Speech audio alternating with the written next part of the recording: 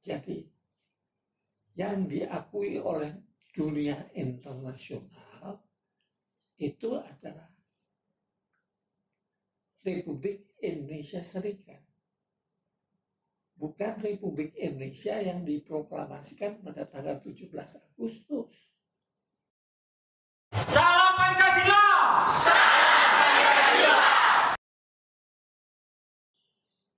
Sementara itu di Renville kedudukan kita itu sudah sangat melemah. Sampai pada waktu Ringgajati, persetujuannya masih antara dua pihak, Belanda dan Indonesia,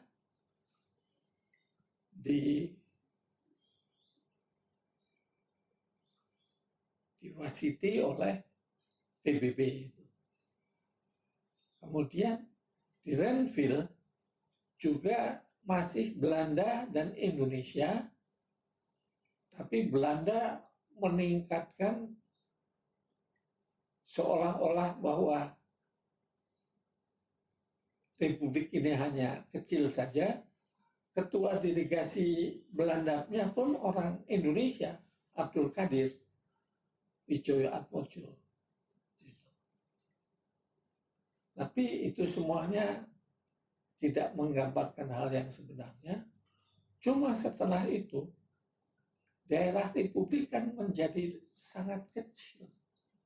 Belanda berhasil membentuk 15 negara antara Renville, antara Ringgajati dan Renville itu, dan sampai serangan kedua itu sudah tambahnya ada 14 negara itu. Dan kuat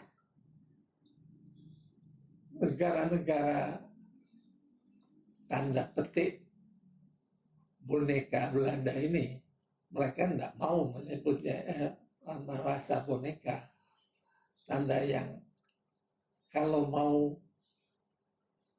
mau lebih lunak,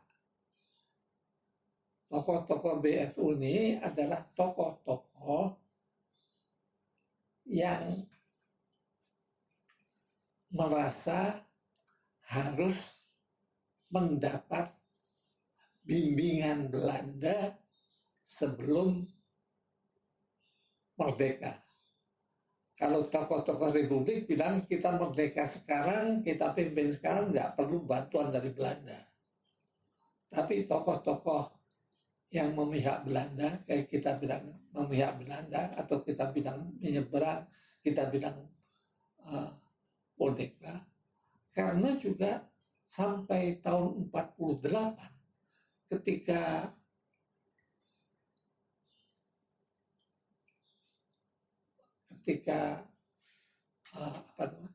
ada pergantian kepala negara Belanda dari Ratu Wilhelmina kepada Juliana, itu orang-orang kepala-kepala wali-wali negara bagian itu semuanya ke Belanda dan menyatakan kesetiaannya kepada Ratu Belanda itu.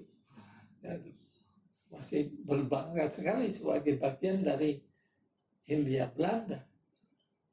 Masih Sultan Hamid pun pada waktu itu juga masih jadi kolonel Belanda, bahkan kemudian jadi waktu perundingan dia masih pakai pangkat kolonel Belanda, masih pangkat jadi ajudannya Ratu Belanda, kemudian naik pangkatnya jadi mayor jenderal Belanda itu. Tetapi mereka sudah bisa menggalang luar biasa BFO itu, permusyawaratan masyarakat federal, Bijeenschap Federal Overleg itu. Jadi pada waktu persetujuan Ringgajati itu sudah ada 3 pihak.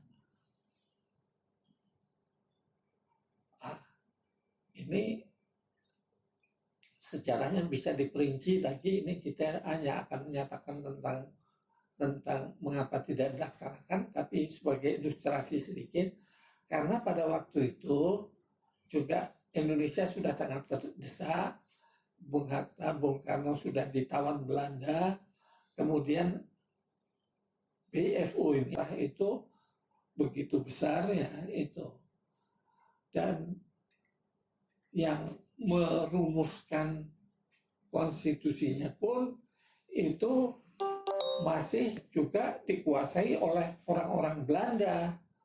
Jadi Republik Indonesia itu punya konsep konstitusi sendiri yang dipimpin oleh Profesor Supomo. Belanda, BFO punya membuat konstitusi sendiri yang dibuat oleh Mr. Eindhoven. Mr. Eindhoven itu juga waktu Komisi Visman sudah ikut itu. Jadi Mr. Eindhoven dan orang Indonesianya adalah Mr. Kusasih Purwanegara itu.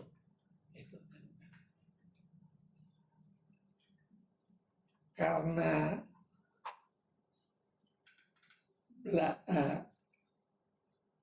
negara Indonesia Timur ini sudah, menurut pandangan, sudah tidak begitu ngatok sama Belanda, memihak pada Belanda. Bung Karno juga melunak, dan Bung Karno ini terlampau besar hati dan menganggap bahwa perundingan-perundingan ini sebetulnya taktik saja. Beliau berpendapat kalau nantinya akhirnya toh kita yang akan menentukan sendiri. Jadi pada waktu Belanda menuntut adanya perundingan-perundingan, beliau pun kemudian menginginkan ada persetujuan KMB. Orang-orang kan nggak setuju itu KMB juga. Perundingannya saya nggak setuju. Bung Karno juga menggariskan trase baru, garis baru yang merangkul BFO. Jadi untuk menghadapi konferensi meja bundar, Bung Karno ingin bahwa via Indonesia, baik yang Republik maupun yang pihak Belanda itu berunding terlebih dahulu. Satu di Yogyakarta dan yang kedua di Jakarta. Itu dokumennya agak lengkap, bisa dilihat itu di banyak sekarang di YouTube juga banyak itu mengenai perundingan dokumen-dokumen itu.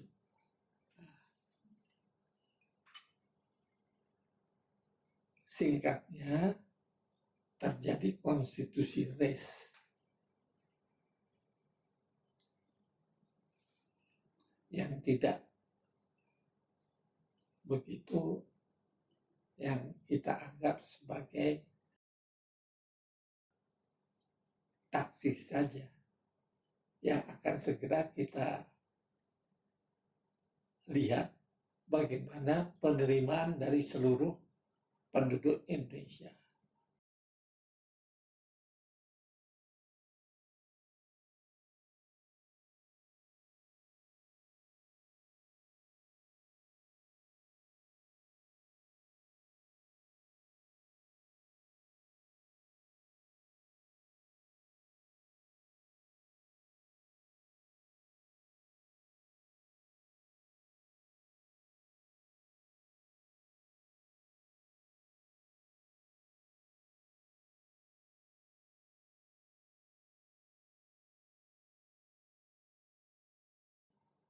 Jadi yang diakui oleh dunia internasional itu adalah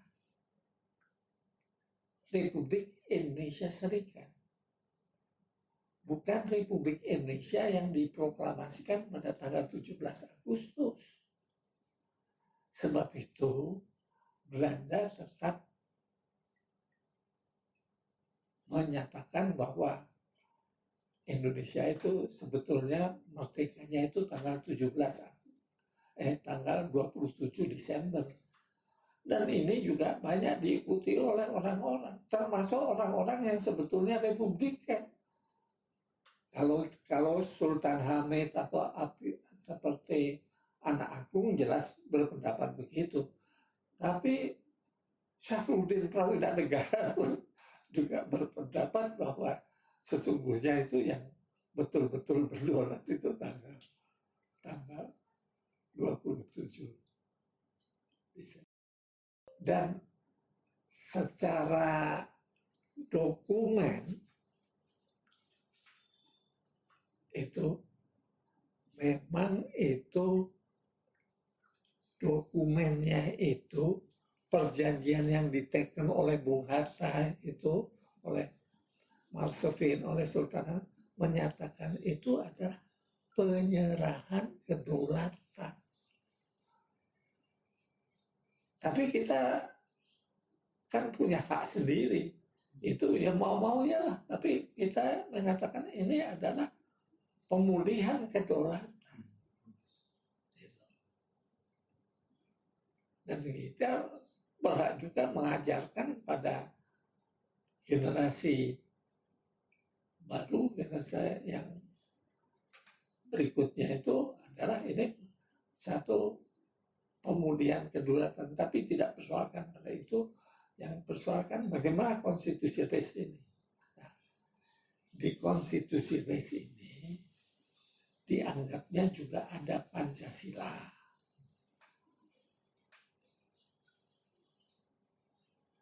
Oleh Profesor Notonegoro.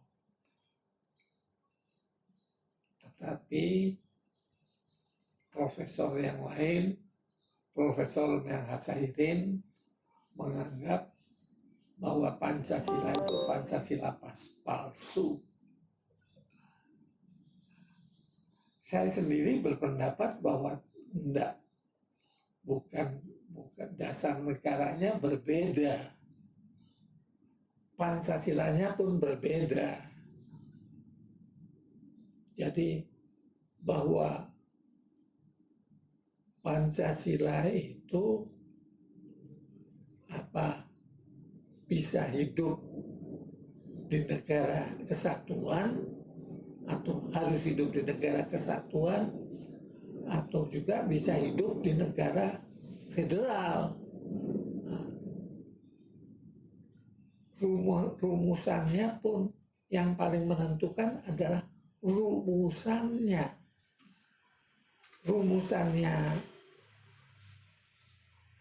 dasar negara, sila pertama, rumusan republik adalah ketuhanan yang Maha Esa. Rumusannya di konstitusi pengakuan ketuhanan. Jadi kita menekankan ketuhanan yang Maha Esa itu tauhid. One and the only one, Supreme God. Tidak bisa diartikan yang lain. Jadi rumusannya itu yang tetap dipersoalkan. Rumusan Pancasila 1 Juni, rumusan Pancasila 22 Juni, rumusan Pancasila 18 Agustus 45, rumusan Pancasila di konstitusi res, rumusan Pancasila di undang-undang dari sementara, itu semuanya berlainan. Kemudian rumusan Pancasila di dekret presiden dengan adanya tambahan bahwa undang-undang bahwa Piagam Jakarta itu dijiwai oleh Undang-Undang Dasar 1945 dan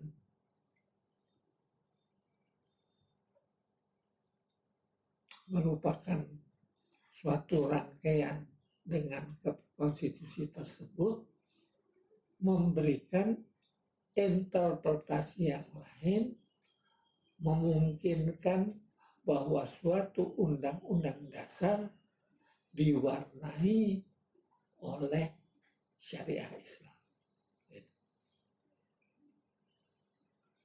Berbeda. Yang lebih lagi, karena ini kita kan bahwa ternyata di dalam waktu 2 bulan banyak negara bagian yang menggabungkan kepada Republik Indonesia. Dan pada bulan April sudah ada 13 dari negara bagian yang melebur ke Republik Indonesia, sehingga RIS itu hanya terdiri dari Republik Indonesia, negara Sumatera Timur, dan negara Indonesia Timur. Sebab itu,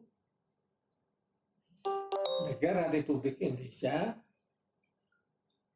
berunding negara bagian Republik Indonesia, berunding dengan negara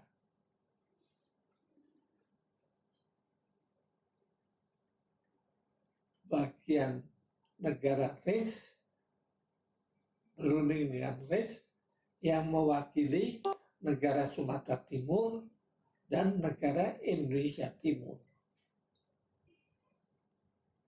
Mencapai persetujuan. Kenapa hal ini? Karena yang diakui oleh dunia internasional ini RIS.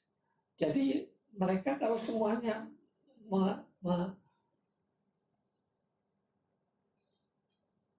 menggabung RIS, itu akan menimbulkan persoalan. Jadi kemudian berunding RIS, jadi atas persetujuan RIS sendiri dengan Republik Indonesia ini terbentuk negara kesatuan.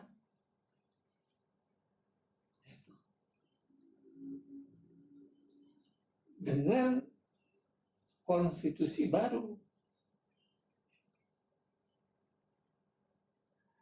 Konstitusi RIS ini tadi dibuat negara bagian.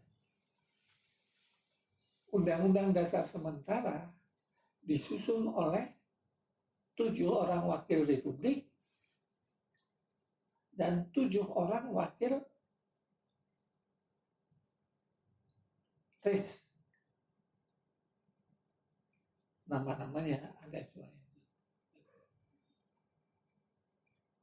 Terbentuk undang-undang dasar sementara. Pelaksanaan pemerintahannya seperti saya katakan, Undang-Undang Dasar 45 ini kan berlaku dari tanggal 17 Agustus sampai tanggal 27 Desember tahun 1949 dengan variasinya. Kemudian di masa dari tahun 50 sampai tanggal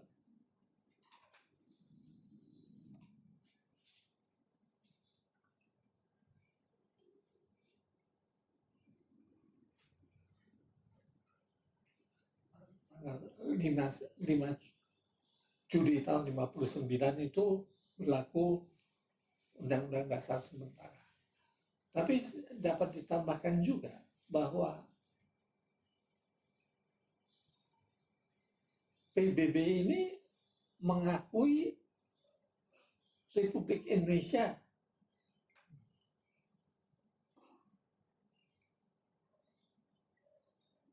Jadi keanggotaan PBB sudah pada waktu menjadi Republik Indonesia Negara Kesatuan